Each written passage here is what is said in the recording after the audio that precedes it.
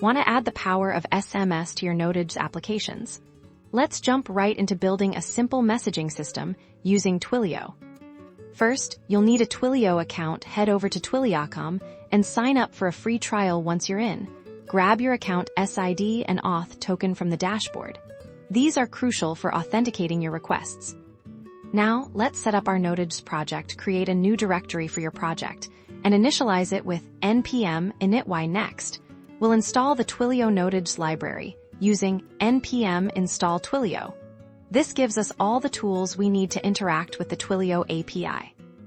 In your main JavaScript file, require the Twilio module. Then, create a new Twilio client using your account SID and auth token as variables.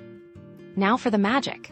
Use the client message create function to send your SMS. You'll need to provide 3 key parameters: the to number, that's the recipient's phone number; the from number, this is your Twilio phone number; and the body, the message you want to send. Place all this code inside of a function and remember to handle any potential errors by utilizing a try-catch block after saving your code.